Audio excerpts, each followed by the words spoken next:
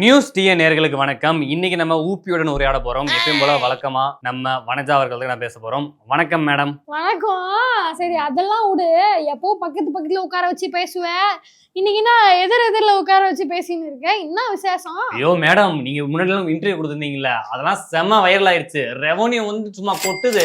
அதனால சேனல்லாம் கொஞ்சம் காசு பார்த்துச்சு.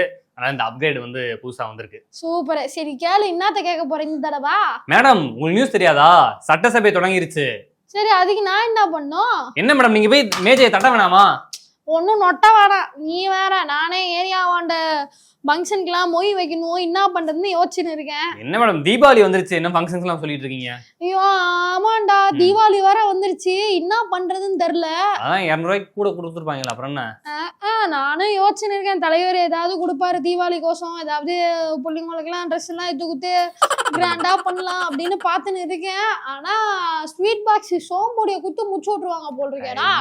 இங்க பாருங்க, மத்த கட்சிக்காரன் பாருங்களேன், பூக்கட்சி இலக்கட்சி எல்லாம் பண்டல் பண்டலா கொடுத்துட்டு இருக்காங்க. பட்டாசும் ட்ரெஸ்ஸும்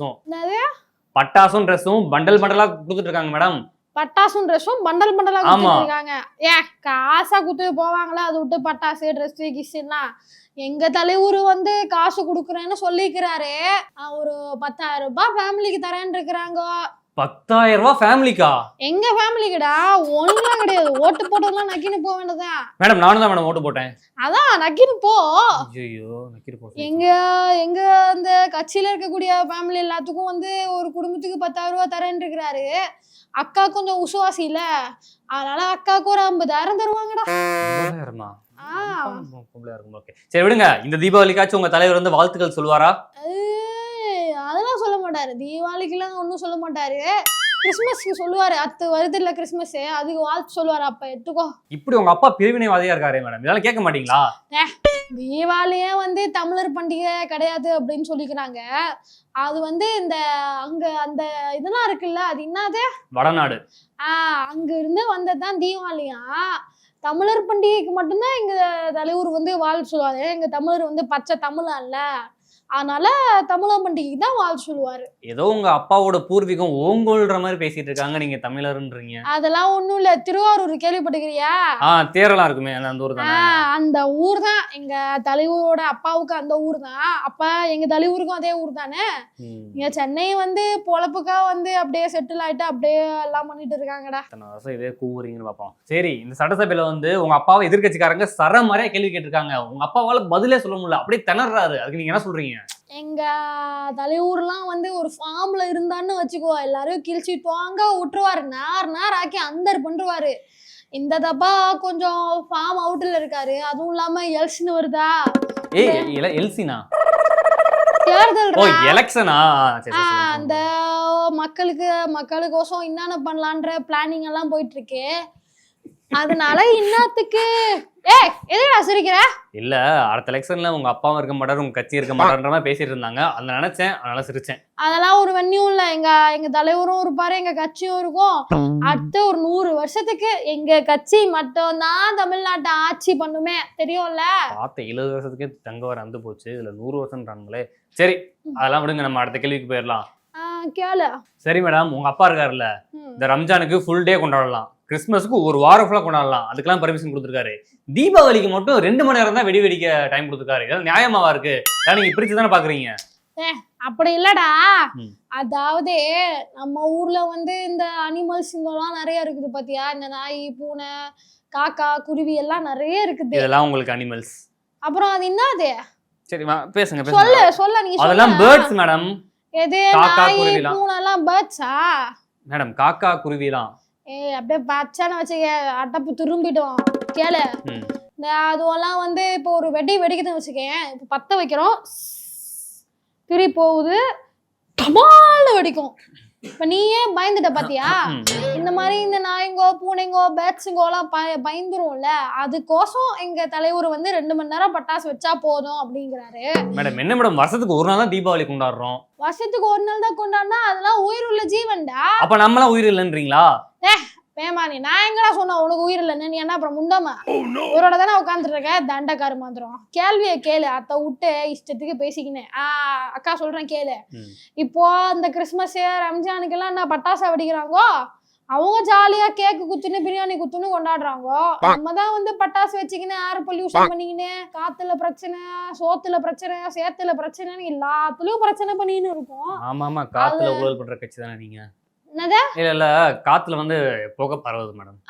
அதுக்கோசம் தான் தலைவர் என்ன பண்றாரு, தீபாவளி எல்லாம் ஆதரிக்கிறதும் இல்ல, அதனாலதான் இந்துக்களே தலைவருக்கு பிடிக்கிறது இல்ல. சரி மேடம், தீபாவளி எல்லாம் முடிஞ்சதுக்கு அப்புறம் சென்னையில ஃபுல்லா வெள்ளமா வரும், அதுக்கு என்ன பண்ண போறீங்க? வெள்ளத்தை எடுத்து சக்கரை பொங்கல் செஞ்சு சாப்பிடு. ஐயோ அறிவு கட்டம் மேடம், நான் சொல்றது சாப்பிடுற வெள்ளம் இல்ல, தண்ணியில மிதக்கிற வெள்ளம்.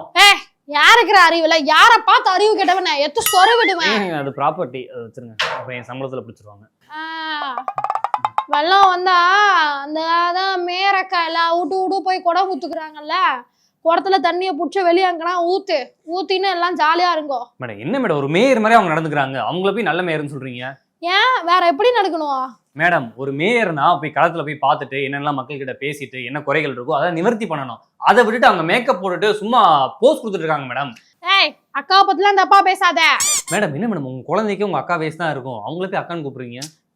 மேமானே, என் கட்சியில அப்படிதான், பெரியவங்களா இருந்தாலும் கூட சின்ன பசங்க கால்ல எல்லாம் உழுவாங்க. இப்ப கூட பாத்தீல எங்க அண்ணன் வேடச்சந்தூர்ல சின்ன ஒரு காலில் உழுந்தார்ல, அந்த மாதிரி நாங்க பெரிய சின்ன பசங்க எல்லாம் அக்கா அண்ணன் அப்படிலாம் கூப்பிட்டுப்போம். அது ஒன்றும் பிரச்சனை இல்லை. மேடம் சொம்பு சிறுசா இருந்தா தூக்கலாம், ஆனா நீங்க அண்டாவே தூக்குறீங்க பாருங்க, அதான் மேடம் நம்ப முடியல. இருக்காங்கல்ல அவங்க வந்து லிப்ஸ்டிக் போட்டாலும் எல்லாம் பண்ணாலும் கூட மக்களுக்கு என்னென்ன வேணும் மக்களுக்கோசம் இறங்கி கழுத்துல பணி பண்றாங்க. கழுத்துலயா? களத்துல சொன்னா இப்ப 400 கோடி செலவு பண்ணிக்கிறாங்க. மழை வந்தா தண்ணி எல்லாம் ஓடுறதுக்கு கொடை குத்துக்கிறாங்க. அவரை மக்கள்லாம் மலையில நனையானதுக்கு கொடை குத்துக்கிறாங்க. வேற என்னடா வேணும் உங்களுக்கு? மேடம் ஒரு 100 ரூபா கொடுத்து மக்களால கொடை வாங்க முடியாதா? அதையும் காமிச்சு வந்து நாங்க 400 கோடி வந்து டேலி பண்ணிடுவீங்க. ஒரு ஆளு 100 ரூபாய்க்கு கொடை வாங்கலாம்? இந்த தமிழ்நாட்டுல எத்தனை கோடி மக்கள் இருக்காங்க, அத்தனை கோடி மக்களுக்கு 100 ரூபாய்க்கு கொடை வாங்கினா இம்மா வரும். சரி 400 கோடி உங்க அக்கா செலவு பண்ணிருக்காங்க, ஆனா இன்னும் பாருங்க நேத்து கூட மழை பெய்ஞ்சிச்சு, தண்ணி பாருங்க எவ்வளவு நிக்குதுன்னு. நம்ம ஆபீஸ் வாசல்ல போய் பாருங்க எவ்வளவு தண்ணி நிக்குதுன்னு. கப்பல் விடு, பேப்பர் இருக்கு பத்தியா, அதுல கப்பல் செஞ்சு விடு, கத்தி கப்பல் செஞ்சு விடு. ஆபீஸ்ல இருக்க எல்லாரும் கப்பல் விட்டு விளையாடுங்கடா. என்னக்கா பொறுப்பெல்லாம் பேசுறீங்க? கப்பல் விட சொல்றீங்க, அதை அகற்றுறதுக்கு என்ன வழின்னு பேசுறீங்கன்னு பார்த்தா சின்ன புள்ளத்தனமா பேசிட்டு இருக்கீங்க. அப்படியே அதான் குடம் குத்தாங்களே மேயரக்கா, அதுல மொண்டு ஊத்துங்கோ. நான் உன் தலையில வேணா ஊத்துறேன். என்ன அக்கா வாண்டே எடுத்து பேசிட்டு இருக்க, தொகுர்ல போட்டுருவான். அக்கா நீங்க ரொம்ப கோவப்படுத்துறீங்க, அதனால தான் பேசுனேன். சரி அதெல்லாம் விடுங்க, குளிர்காலம் வரப்போகுது, இதுக்காண்டி உங்க தலைவர் என்ன பண்ண போறாரு? குளிர்காலத்துக்கும் அக்கா வந்து போர்வை குத்துக்கிறாங்க, எல்லா வீட்டுக்கும் போர்வை குத்துக்கிறாங்க. அப்புறம் வந்து சுடு தண்ணி ஸ்விம்மிங் பூல் கட்டி விட்டுக்கிறாங்களா. அப்புறம் மக்களுக்கு வேற என்னென்ன செய்யணுமோ எல்லாம் செஞ்சுன்னு தான் இருக்காங்க. இதுக்கு மேல வேற என்னடா செய்யணும் உங்களுக்கு எல்லாம்? நீங்க இப்படியே முட்டு கொடுத்துட்டே போங்க, கடைசியில நீங்க நக்கிட்டு போக வேண்டியதுதான்.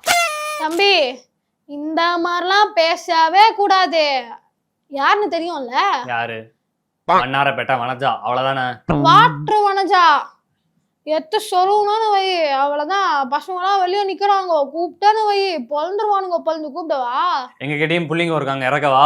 நீயும் இறக்க நானும் இறக்குறேன், யார் ஜெயிக்கிறான்னு பாப்பமா. தலைவர்கிட்ட சொன்னு வை, பிஸியா இல்லாம பண்றாரு. எத்தனை நியூஸ் சேனல் எத்தனை டிவி சேனல்லாம் தூக்கி இருக்காரு தெரியுமா? நீ எல்லாம் இம்மாத்திரம் எங்க தலைவருக்கு குப்பை. சரிங்க மேடம், போதும் இன்னைக்கு இன்டர்வியூ இதோட முடிச்சுக்கலாம். அடுத்து வந்து கிறிஸ்மஸ் வரும்போது பாத்துக்கலாம், சரியா? மேடம் டெலிவிஷன் கால் அரிக்குது, உனக்கு அடிச்சா சொரிய மாட்டேன். சும்மா எல்லாத்துக்கும் பேசினேன், இப்ப என்ன முடிக்கணும் அம்மா தானே? தேங்க்யூ, போதுமா வை. சரிங்க நேயர்களே, இன்னைக்கு வந்து வாட்டர் வனஜா கூட ஒரு அற்புதமான ஒரு நேர்காணல் உங்களுக்கு பிடிச்சிருக்கும்னு நான் நினைக்கிறேன். மீண்டும் ஒரு வீடியோல திருப்பி வாட்டர் வனஜா கூட சந்திப்போம். அதுவரை உங்களிடமிருந்து விடைபெறுவது வாட்டர் வனஜா வித் மீ. நன்றி.